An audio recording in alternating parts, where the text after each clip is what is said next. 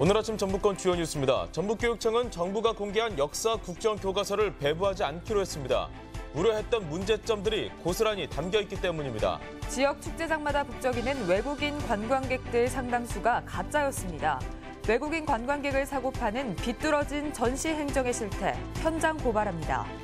가습기 살균제 사태가 여전히 진행형이지만 일상 속 화학제품 정보는 여전히 소비자들에게 제공되지 않고 있습니다. 전라북도 지방은 오늘 대체로 맑다가 밤부터 구름이 많아지겠습니다. 여러분 안녕하십니까? 전주 MBC 뉴스투데이입니다. 전북교육청이 역사 국정교과서를 일선 학교에 배부하지 않기로 했습니다. 이유는 당초 우려했던 문제점들이 고스란히 담겼다는 것인데요. 국정교과서 철회 요구는 더 거세질 전망입니다. 정진호 기자가 보도합니다. 전북교육청은 공개된 역사 국정교과서 검토본에 대해 적지 않은 문제점을 지적했습니다. 현대사 부분 지필진 가운데 역사 전공자가 단 한 명도 포함되지 않은 데다 친일을 축소하고 독재를 미화하거나 분단을 고착화하는 내용이 다수 포함됐다는 것입니다. 여론을 수렴한 국정교과서가 나온다 해도 학교에는 배부하지 않고 다른 시도교육청과 공동 대응하기로 했습니다. 저희는 12월 23일까지 검토 기간이 있긴 하겠지만 국정역사교과서를 학교 현장에 배부하는 일은 최대한 막을 예정입니다. 교사들도 편찬 기준부터 내용이나 편집까지 검인정 교과서보다 못하다고 비판했습니다. 이승만 박정희 띄우기나 아니면 이제 경제 성장 위주의 교과서가 나올 거라는 그런 우려가 과히 틀리지 않았었다. 도의회도 국정교과서 강행은 근본적으로 문제가 있다며 다시금 철회를 촉구했습니다. 또 1학년의 역사 과목을 배정해 교과서를 신청한 중학교 4곳의 교과서 구입비도 삭감하기로 했습니다. 우리 아이들의 미래와 명예로운 민주주의를 위해서 제발 부끄러운 행동을 중단할 것을 거듭 촉구한다. 교육부는 다음 달 23일까지 의견을 수렴해 내년에 배포하기로 했지만 역사 국정교과서 반대 여론은 더욱 거세질 것으로 전망됩니다. MBC 뉴스 정진호입니다. 야3당의 대통령 탄핵안 작성이 마무리 단계로 탄핵 전국이 속도를 내고 있는데요. 도내 정가에서도 여야 할 거 없이 대통령 탄핵을 향한 목소리가 커지고 있습니다. 이종휴 기자입니다. 도내 유일의 새누리당 의원인 정운천 의원은 박근혜 대통령 탄핵이 필요하며 자신은 탄핵에 찬성한다고 재차 밝혔습니다. 하지만 정국에 대한 해법은 도민 정서와는 달랐습니다. 정 의원은 박 대통령의 하야나 퇴진은 국정 공백이 발생하는 만큼 반대한다며 새누리당 역시 현 체제 안에서 환골 탈퇴해야 한다며 탈당하지 않겠다는 입장을 밝혔습니다. 진박들이 나가야 할 분들이지 사실 큰 책임이 없는 우리 초선 의원들이 탈당할 이유가 어디 있겠습니까? 국민의당과 민주당 도내 의원들은 박 대통령 탄핵에 한 목소리를 내고 있습니다. 하야와 퇴진 투쟁 그리고 탄핵을 병행하고 있는 두 야당은 다음 달 2일 또는 9일로 예정된 탄핵안 상정과 표결에 예외 없이 임하기로 했습니다. 즉각적으로 퇴진해야 된다 이렇게 계속 요구를 했지만 퇴진을 하지 않고 버티고 있기 때문에 탄핵을 할 수가 없다. 박 대통령의 하야와 정권 퇴진 운동을 벌여온 전북시 국회의는 오는 30일 전주에서 민주노총 중심으로 총파업 집회를 열고 3일 토요일에는 도민 총걸기 대회를 이어갈 예정입니다. MBC 뉴스 이종휴입니다. 규제 프리존법과 관련해 황교안 총리의 방문이 취소됐지만 시민단체는 법안 자체 중단을 요구했습니다. 전북시국회의와 민주노총은 성명을 내고 지자체 전략사업 육성을 위한 규제 프리존법은 기업 규제를 풀어 의료나 환경 등 국민의 생명과 안전을 위협할 우려가 있다고 지적했습니다. 또 박 대통령이 미르 K재단 모금 직후 규제 프리존법 통과를 촉구하는 등 최순실 게이트와 무관치 않다며 도지사와 야당의 법안 지지 철회를 요구했습니다. 신임 전북지방경찰청장에 조희연 현 경북지방경찰청장이 내정됐습니다. 신임 조 청장은 서울 출신으로 경찰대 2기로 경찰에 입문한 뒤 서울경찰청 정보 2과장과 경찰청 생활안전국장 등을 거쳤으며 김재원 현 전북경찰청장은 충남경찰청장으로 자리를 옮길 예정입니다.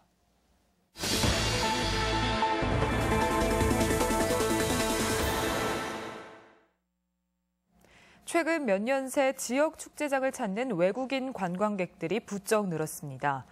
축제의 글로벌화 효과라면 더할 나위 없는 현상이겠지만 그 이면에는 복잡하고 남부끄러운 사정이 있었습니다. 정태우 기자입니다.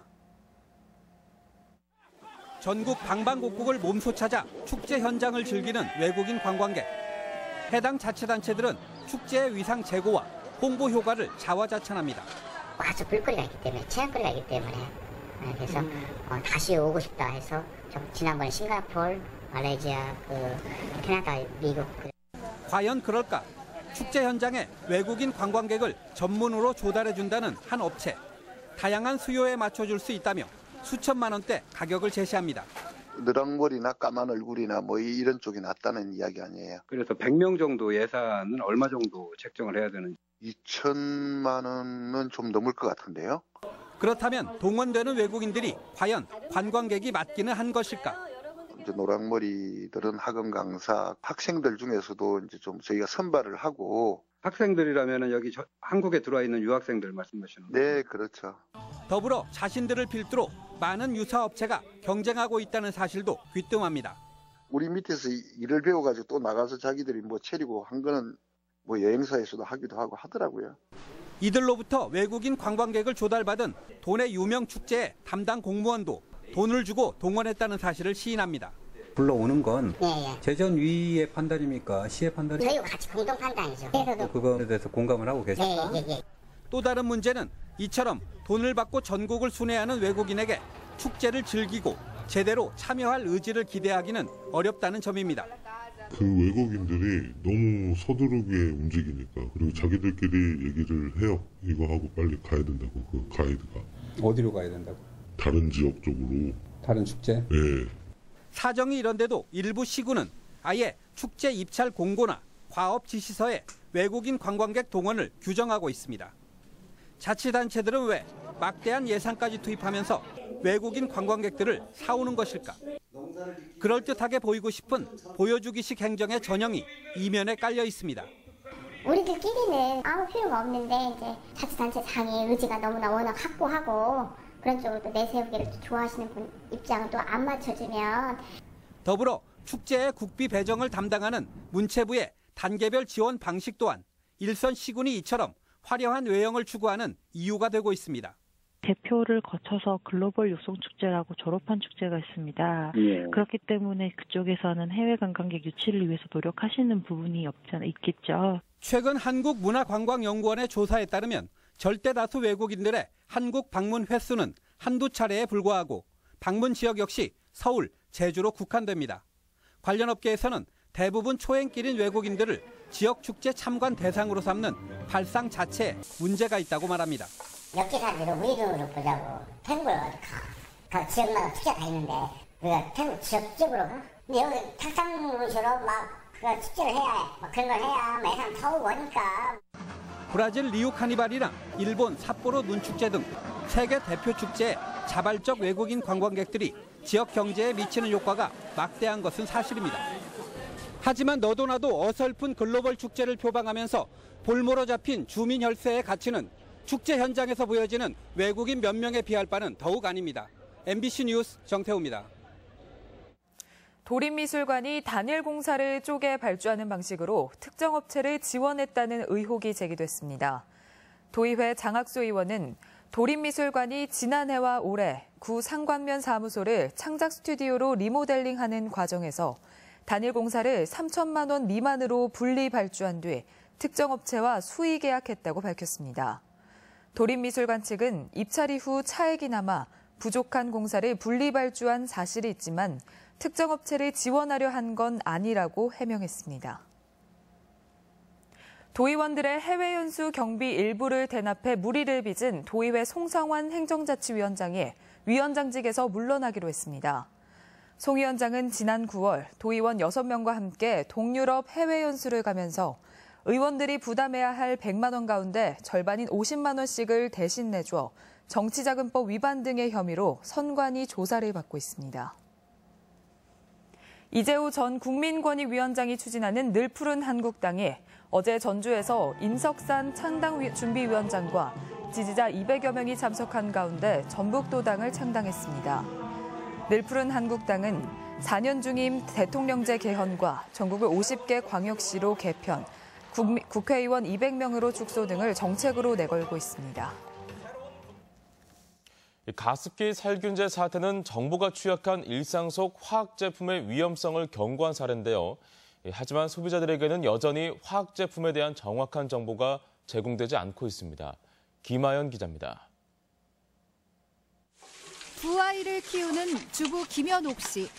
샴푸와 로션, 물티슈 등 아침에 가족들이 사용한 화학 제품만 10가지가 넘고 집에 있는 화학 제품을 모아보니 50여 개에 달합니다.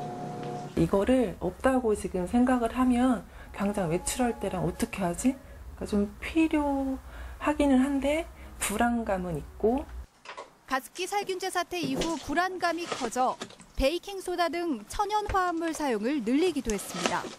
하지만 소비자가 화학 제품의 적정 사용량이나 유해성 여부를 다 알기는 어려운 실정입니다. 좋은 건가 나쁜 건가 솔직히 판단의 기준이 전혀 없고요. 그 성분을 봤을 때 이게 어떤 이유 때문에 첨가됐는지 자체도 알 수가 없고 글씨도 워낙에 작고요. 소비자정보센터가 도내 소비자 500여 명을 대상으로 조사해봤더니 가습기 살균제나 치약 유해 물질에 대한 분노 지수는 10점 만점에 9점 이상으로 피해 여부와 관계없이 매우 높았습니다.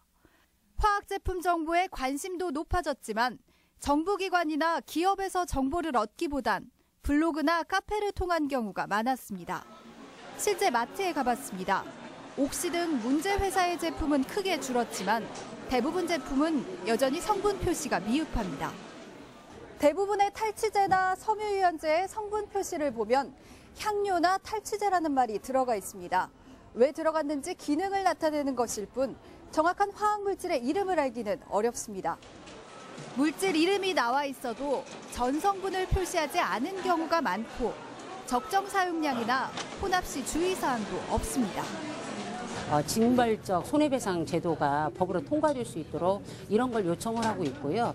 그다음에 이런 화학물질에 대해서는 안전성에 대한 정보를 갖다가 지금 약 30여 개에서요. 한 700여 개까지는 늘릴 수 있도록. 소비자단체는 소비자들도 화학물질에 대해 알아보고 적극적으로 문제 제기를 하는 노력이 필요하다고 당부했습니다. MBC 뉴스 김하연입니다.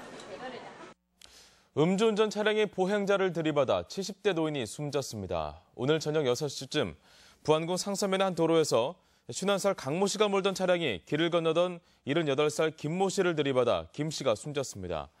경찰은 어제 사고 당시 강 씨의 혈중 알코올 농도가 0.107%로 면허 취소 수준이었다며 목격자를 상대로 사고 경위를 조사하고 있습니다. 전라북도는 경제민주화 관련 도민 제한 심사에서 온누리 포인트 등 6개 제안을 선정했습니다. 금상을 수상한 온누리 포인트제는 소비자가 대형마트에서 결제 시 온누리 포인트를 적립해 전통시장에서 사용할 수 있는 온누리 상품권으로 교환하는 제도입니다. 도는 우수 제안은 향후 사업에 반영하고 정부 건의 자료 등으로 활용할 예정입니다. 드론 이용자들을 위한 드론 공원이 만경강변에 조성됩니다. 익산지방 국토관리청과 완주군은 완주군 봉동읍 구만리 국가하천 만경강 둔치 내 드론 공원을 조성하는 투자 협약을 체결했습니다. 공원은 축구장 1개 크기로 내년 하반기에 착공해 오는 2020년 완공됩니다.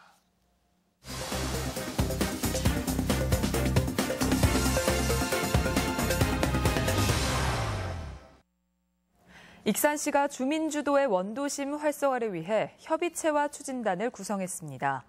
정읍시는 우리 쌀 지키기를 위한 시민운동을 추진합니다. 지역 소식 김한광 기자입니다. 익산시 도시재생 추진단과 주민공동협의체가 구성돼 활동에 들어갔습니다. 익산시는 원도심 활성화 사업을 주민 주도로 추진하기 위해 중앙동 등 원도심 주민 45명으로 협의체를 구성하고 행정적 뒷받침을 위한 추진단도 발족했습니다.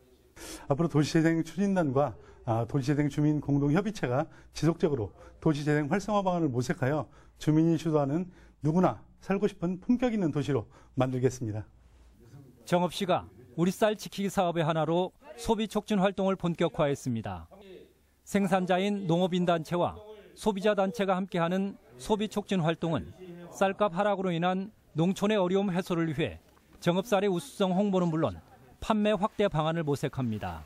고향쌀 사주기 운동을 전개하고 자매게란도시와 농산물 직거래 등을 통해 농산물 홍보와 판매도 적극적으로 추진하겠습니다. 진안군은 겨울철 등반 안전사고 예방을 위해 마이산 천왕봉에서 안마이봉 정상에 이르는 600m 구간에 이번 주부터 내년 2월 말까지 출입을 전면 통제하기로 했습니다. 완주군이 성공하는 협동조합을 만들기 위해 교육 일정을 마련했습니다.